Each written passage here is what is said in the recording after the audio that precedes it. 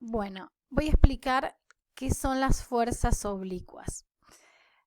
Nosotros podemos tener fuerzas que se aplican paralelas al eje X o fuerzas que se aplican paralelas al eje Y. Cuando esas fuerzas no son ni paralelas a X ni sobre el eje Y tienen un ángulo de inclinación con respecto a la horizontal, se llaman fuerzas oblicuas. Esas fuerzas pueden tener un sentido o el otro, pero siempre van a tener un ángulo con respecto a la horizontal. En ese caso, para producir la sumatoria de fuerzas, tanto en el eje X como en el eje Y, hay que hacer la descomposición de esa fuerza y ver cuál es la proyección o la proporción de la fuerza que afecta a la sumatoria en X y cuál es la proyección de la fuerza que afecta a la sumatoria en el eje Y. Acá tenemos una fuerza oblicua F que está aplicada con un ángulo con respecto a la horizontal y ahora vamos a hacer una ampliación de esa fuerza para ver cómo son sus componentes, ¿sí? Tengo una fuerza que tiene un ángulo de inclinación, ¿sí? Alfa, tita, gamma, y esa fuerza produce dos proyecciones. Una proyección en el eje X, que llamamos Fx, y una proyección en el eje Y, que llamamos Fi. La descomposición de estas fuerzas, como la proyección en X y la proyección en Y, genera un triángulo rectángulo. Nosotros podemos relacionar el cateto adyacente de ese triángulo rectángulo y el cateto opuesto de ese triángulo rectángulo y la hipotenusa con funciones trigonométricas. ¿Sí? El cateto adyacente está relacionado con el coseno del ángulo y el cateto opuesto está relacionado con el seno del ángulo. Entonces, Fx es el cateto adyacente, ¿sí? Entonces, la trigonometría dice que el coseno del ángulo es igual a cateto adyacente sobre hipotenusa. Nosotros a ese cateto adyacente le dimos el nombre de f de x. Entonces, coseno de ángulo es igual a fx sobre el valor de la hipotenusa que la llamamos f. Si yo despejo fx, o sea, la componente en x de esa fuerza oblicua, paso multiplicando la fuerza para el otro lado. Entonces me va a quedar f de x es igual a fuerza por coseno del ángulo. El cateto opuesto a la fuerza, ¿sí? El cateto opuesto a ese ángulo y a esa fuerza se llama proyección en Y o fuerza en Y, y el cateto opuesto está relacionado con la función trigonométrica seno. El seno del ángulo es igual al cateto opuesto, al cual nosotros llamamos Fi, sobre la hipotenusa, a la cual llamamos F. Entonces, si el seno del ángulo es igual a Fi sobre F, cateto opuesto sobre hipotenusa, y yo quiero despejar cuál es el valor de la componente en Y, ahora de esa fuerza, paso multiplicando nuevamente la fuerza para el otro lado y me va a quedar que Fi es igual a la fuerza por el seno del ángulo. Entonces, cuando yo tengo una fuerza oblicua, la componente en X de la fuerza X, va a ser la fuerza total por el coseno del ángulo. Y la proyección en Y, o sea, la fuerza en Y, la componente en Y del ángulo, va a ser la fuerza por el seno del ángulo. Bien, ahora vamos a ver un ejercicio donde aplicamos esto. Acá tengo una fuerza F1 de 24 newton que tiene un ángulo de 30 grados con respecto a la horizontal. Además tenemos una fuerza 2 de 8 newtons que va hacia la izquierda. En función de las dos fuerzas que yo tengo en el diagrama, puedo considerar que mi sistema de referencias es positivo hacia arriba y positivo hacia la derecha. Recordar siempre poner el sistema de referencias. En este ejercicio me están preguntando cuál es la aceleración de ese bloque de 3 kilogramos sobre el cual se aplican esas dos fuerzas. El diagrama del cuerpo aislado es lo siguiente que tengo que plantear, así voy a considerar todas las fuerzas que yo tengo. ¿Sí? Tengo, sin dudarlo, una fuerza 2 que va hacia la izquierda. Tengo, sin dudar, una normal que va hacia arriba porque el bloque está apoyado. Tengo, sin dudar, una fuerza peso que es perpendicular hacia abajo. Y tengo acá una fuerza 1 que no está ni en X ni en Y. Entonces tengo que ver su proyección en X y su proyección en Y. En mi diagrama de cuerpo aislado yo no voy a poner F1, sino voy a poner F1 en X y F1 en Y. Bien, entonces, cuando yo quiero plantear la sumatoria de fuerzas en el eje X, voy a tener positiva la componente 1 de la fuerza y negativa la fuerza 2. Entonces me va a quedar F de 1 de X menos F2. Bien, ahora F1 en X no la conozco y la tengo que calcular. F1 en X es la fuerza 1 por el coseno del ángulo.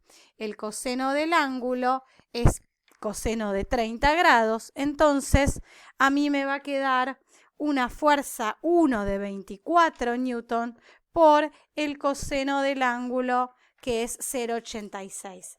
Entonces, la fuerza 1 en X es de 24 por 0,86, eso me da 20,8 newton. ¿Sí?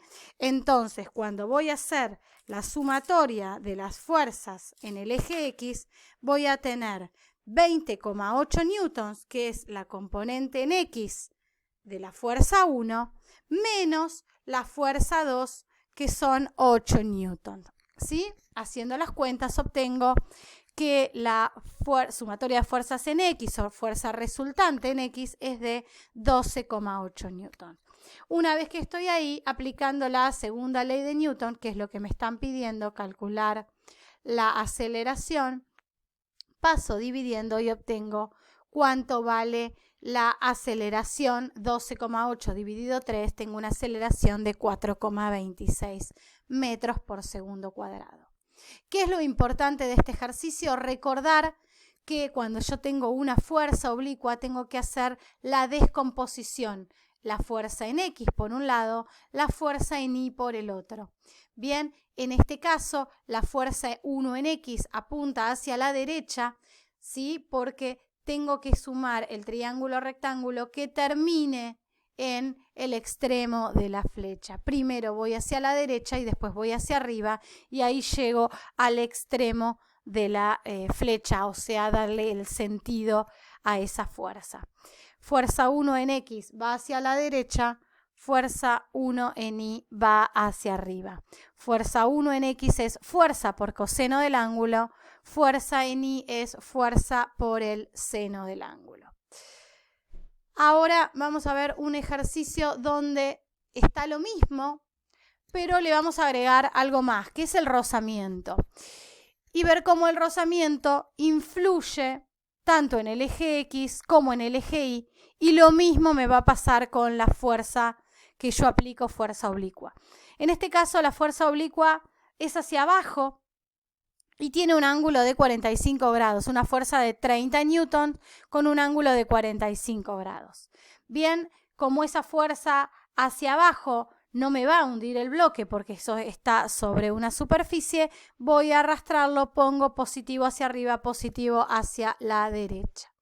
Bien, en mi diagrama de cuerpo aislado voy a tener todas las fuerzas involucradas. La componente en X de la fuerza, ¿sí? Y la fuerza de roce.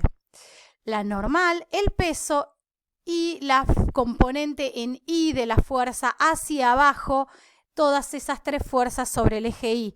La fuerza en Y va hacia abajo y la fuerza en X va hacia la derecha. Primero hacia abajo y después hacia la derecha.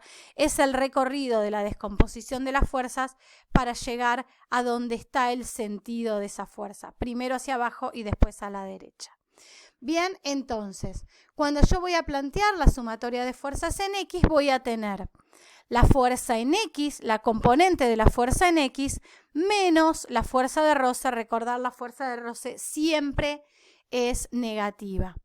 Entonces, dentro de mis cálculos auxiliares, lo primero que hago es plantear la componente en X del ángulo.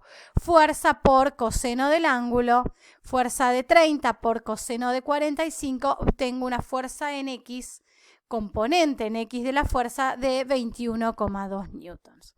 Bien, ahora, eso es menos la fuerza de roce que no conozco, solo me dan el valor del coeficiente del roce. O sea que yo tengo que calcular la fuerza de roce.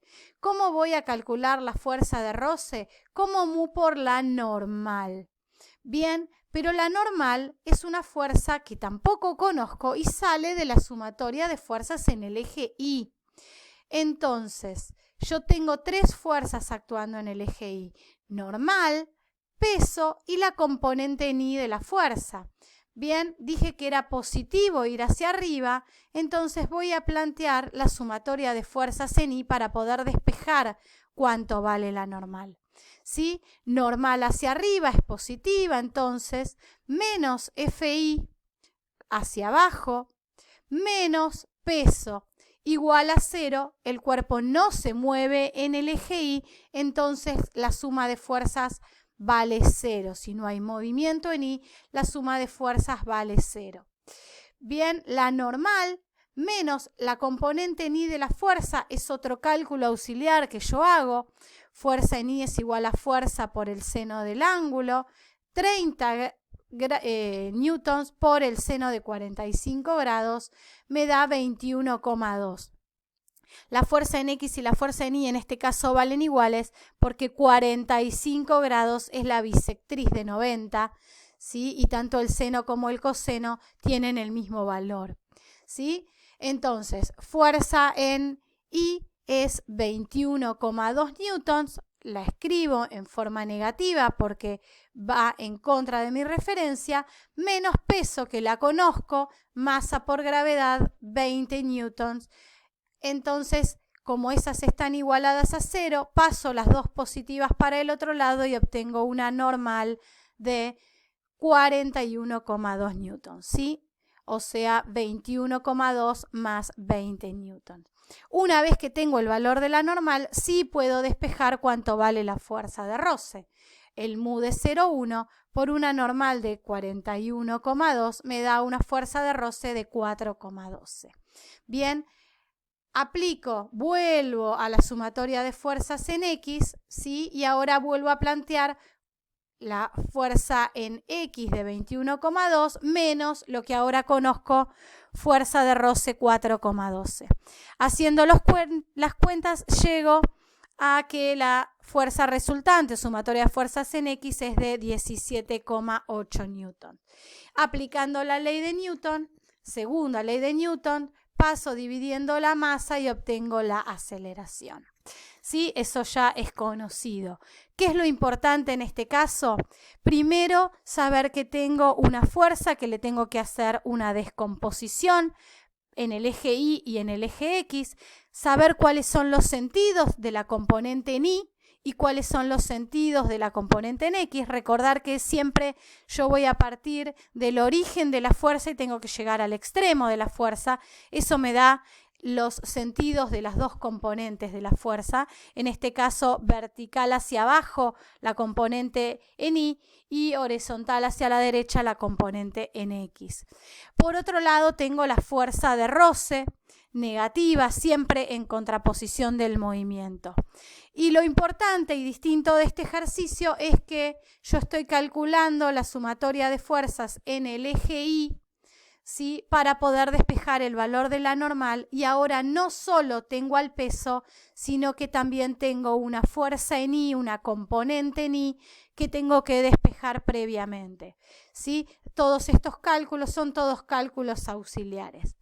Bueno, con esto vimos dos cosas nuevas: descomposición de una fuerza oblicua y cálculo de una fuerza de roce junto con una fuerza oblicua.